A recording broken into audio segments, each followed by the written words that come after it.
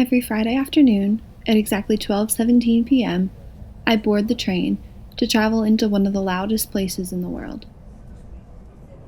Transportation is what makes places like Philadelphia some of the loudest in the world.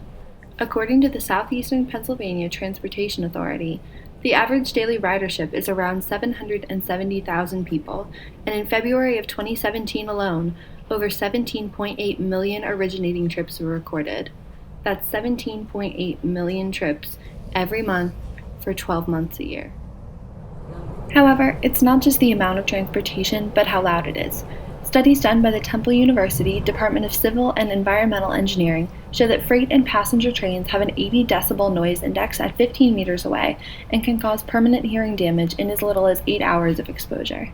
For those who live in and around cities, transportation noise pollution is just one of many on a laundry list of other noise pollution. William Luxford, the medical director of the House Ear Clinic of the St. Vincent Medical Center in Los Angeles, gives us a positive piece of news, however. He was quoted stating that it's true that continuous noise exposure will lead to the continuation of hearing loss, but as soon as the exposure is stopped, the hearing loss stops. So, a change in environment can improve a person's hearing health. However, sometimes leaving is not an option. In 2016, Philadelphia's poverty rate was at 26%, the highest at the nation's 10 largest cities.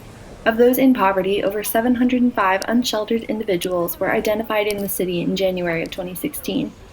6,500 individuals were identified who lived in places such as cars, abandoned buildings, train or bus stations, or other places unfit for human habitation. Homelessness does not only encompass physical silence, however. The stigma attached to homelessness is one of shame and contributes to one of the largest, relatively unknown epidemics in the country, youth homelessness.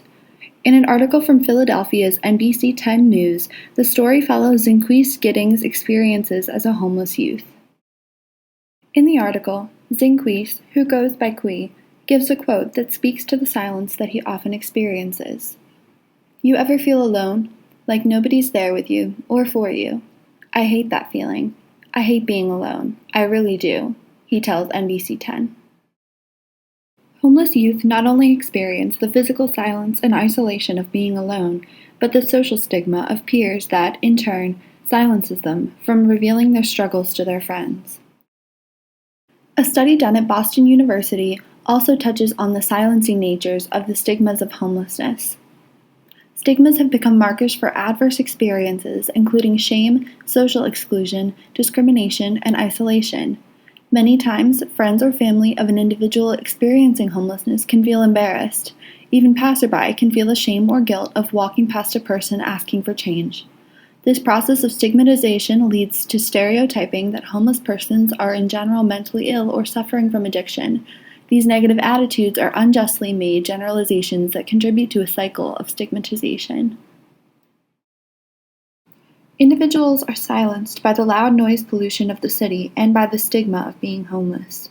Constantly bombarded by noise and by judgment and stereotyping, homeless individuals must face life surrounded by noise daily. By contrast, they are some of the most silent people. Because of socioeconomic norms, they have very little human interaction, despite being surrounded by people in one of the most populous places in the world. Imagine being bombarded by noise all the time, but having to be completely, entirely silent.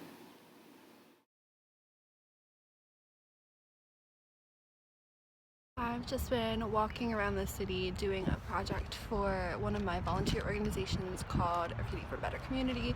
We're doing something called Blessing Bags, where we're giving bags out to the homeless of Philadelphia, containing like toothbrush, toothpaste, some food, some little stuff like that.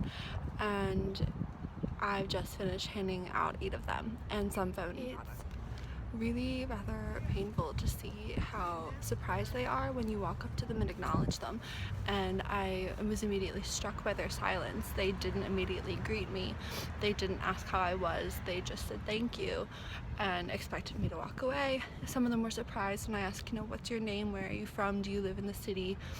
And their silence, I think, is learned. They're surrounded by noise in this city, and yet no one has ever bothered to learn their name or communicate with them.